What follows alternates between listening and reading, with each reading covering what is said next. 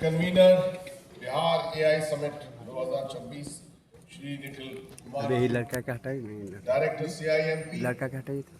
Professor Rana Singh ji, president BIA Shri Ramlal Khetan ji, national head TP link Shri Ashu Birmani ji, eminent academicians, industry leaders, innovators, distinguished guests, ladies and gentlemen, भाइयों बहनों, मुझे बड़ी खुशी हो रही है कि इस समिट के आखिर में मुझे चांस मिल रही है आपसे बात करने की।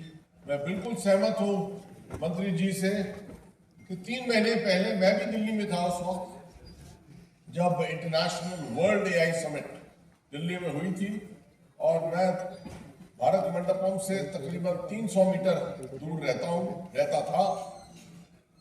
तो मुझे मालूम है कि किस तरह से पूरा भारत, कैसे पूरा दिल्ली जो है वो पैरालाइज हो गया था, बंद हो गया था। इतने लोग आए थे उस दिन। एक दिन के अंदर भारत मंडपम में तकरीबन 1 लाख से ज्यादा लोग मौजूद थे। और इसकी वजह क्या थी? एआई, नया सब्जेक्ट, एक नया मूवमेंट, कंप्लीटली नई टेक्नोलॉजी जिसकी तरफ हर तरफ सब लोग देख रहे हैं। तो मैं समझता हूँ यहाँ पर इतनी जल्दी 3 महीने के अंदर आपने बिहार एआई समिट कन्वीन की और कंडक्ट की पिछले 1-2 दिन में, ये बधाई लायक है बिल्कुल, क्योंकि ज्यादा स्टेट्स में, अभी राज्यों में ये इस तरह का इवेंट जो है वो आसानी से हुआ नहीं है अभी तक। Artificial intelligence is changing the way society function. जैसे मंत्री जी ने अभी कहा, उन्होंने लिंक किया आर्टिफिशियल इंटेलिजेंस को पीएचईडी के साथ। No doubt PHED is one department जहां से क्वालिटी ऑफ लाइफ के ऊपर फर्क पड़ता है। अगर आर्टिफिशियल इंटेलिजेंस के जरिए आखिर में इस टेक्नोलॉजी के जरिए हर घर में एक नल के जरिए पानी आ सकता है, तो इससे बड़ी और कोई चीज नहीं हो सकती। So I'm happy that Bihar has chosen to approach this subject with both ambition and responsibility. और बिहार एक बहुत यंग राज्य है। आपकी मीडियन एज ही यहाँ पर 25 से 27 साल के बीच में है, जिसकी वजह से ऑटोमेटिकली ओरिएंटेशन जो होता है टेक्नोलॉजी के लिए, टेक्नोलॉजी की तरफ ज्यादा आसान हो जाता है। बाकी भारत भी युवा है, यंग है। 65% भारत जो है वो 35 है, मगर बिहार ज्यादा उम्र यहाँ पर कम है, जिसकी वजह से ऑटोमेटिक एक नेचुरल फ्लेयर है, यहाँ के यूथ में एक नेचुरल फ्लेयर है इस तरह की टेक्नोलॉजी के लिए। आजकल के बच्चे, आप लोग ज्यादातर जो लोग पीछे बैठे हैं, आपकी उंगलियों में एक नेचुरल फ्लेयर आता है कीबोर्ड के लिए, जो शायद अब हमारी अपनी इस वक्त की पीढ़ी और इससे पहली पीढ़ियों में वो फ्लेयर नहीं था। हमें तब भी कीबोर्ड को ढूंढना पड़ता है, मगर आप जो है आपके दिमाग में कीबोर्ड बना रहा है, और वो कीबोर्ड ऑटोमेटिकली आपकी उंगलियां उसके ऊपर जाती है। तो ये काबिलियत को ना एक्सप्लॉइट करना, मैं समझता हूं will be sacrilege. Absolutely. AI offers Bihar the opportunity to accelerate progress in sectors that directly affect everyday life.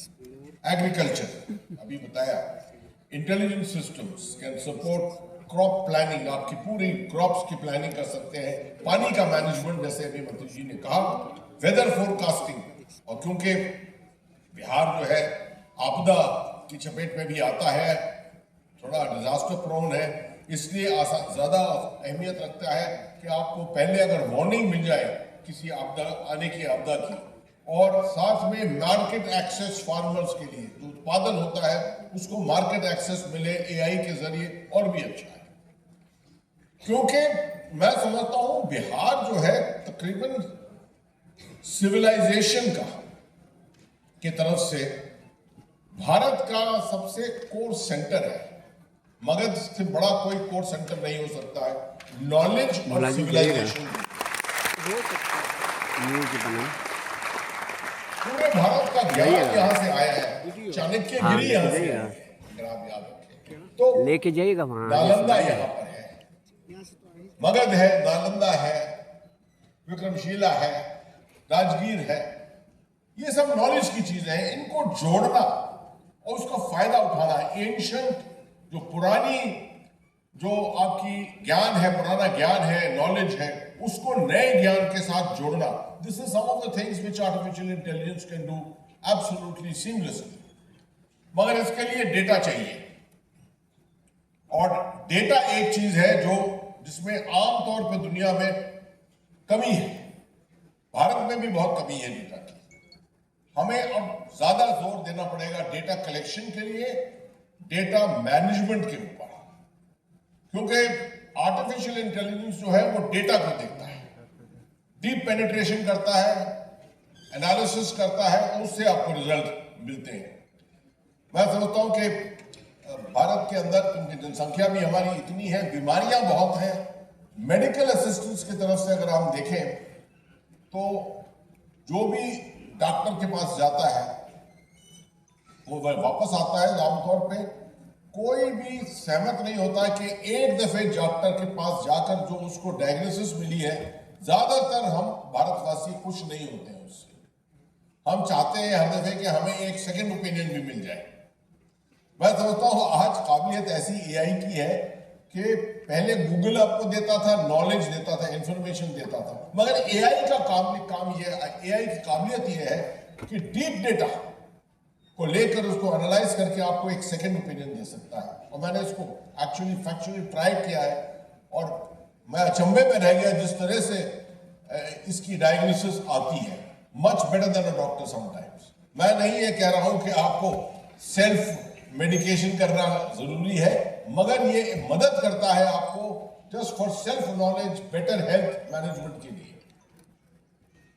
तो हेल्थ केयर में AI enabled diagnostics, telemedicine, telephone के ऊपर आजकल तो कोविड के बाद तो आप देख रहे हैं कि बहुत दफे ये होता है कि आप एक डॉक्टर के साथ फोन के ऊपर, मोबाइल के ऊपर ही वार्तालाप करके, डिस्कशन करके आप डायग्नोसिस कर सकते हैं।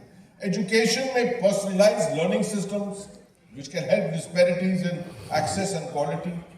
मगर जरूरी है सब चीजों के लिए इंटरनेट पेनिट्रेशन। जब इंटरनेट पेनिट्रेशन हो, स्मार्ट टेक्नोलॉजी हो, स्मार्टफोन्स हो, आपके पास मशीनरी हो, बेसिक मशीन्स हो, लर्निंग मशीन्स हो, तब जाकर ये काबिलियत आती है। आई एम पर्टिकुलरली हैप्पी, मुझे बहुत खुशी है कि ये समिट जो है has included discussions on startups, legal systems, climate change, public service, innovation ecosystems, इस तरह की चीजों के ऊपर बहुत एम्फेसिस दी है, मुझे बताया है। And this is the spirit which requires a lot of encouragement. अगर बिहार के अंदर ये रेवोल्यूशन आ जाता है, ये आंदोलन के तौर पे आ जाता है, पॉजिटिव रेवोल्यूशन आ जाता है, तो मैं समझता हूं क्योंकि यहाँ की यूथ, यहाँ की युवा इतने काबिल है, डायनेमिक है और केपेबल है, मैं समझता हूं कि अगला बैंगलोर, अगला पूना, अगला हैदराबाद, या आप समझिए कोई भी ये जो शहर उभरे हैं आईटी के ऊपर, वही उदाहरण, वही एग्जाम्पल यहाँ पटना में भी आ सकता है। मैं तो इस उम्मीद के साथ रहता हूँ, इस उम्मीद के साथ हूँ यहाँ पर, और कोई मुझे शक नहीं कि Bihar is moving towards a revolution. 20 साल यहाँ पर बढ़िया काम हुआ है, सरकार ने बढ़िया काम किया है, इंफ्रास्ट्रक्चर बनाया है, लॉ एंड ऑर्डर सही किया है, हेल्थ सिस्टम्स को काफी अच्छा कर दिया है। अब शायद चांस आ गया है आईटी का, और खास तौर पे आईटी का की तरफ अगर हम मुड़े तो आर्टिफिशियल इंटेलिजेंस का। बधाई आप सबको, बधाई ऑर्गेनाइजर्स को, बधाई बिहार सरकार को। शुक्रिया बहुत बहुत। जय हिंद और जय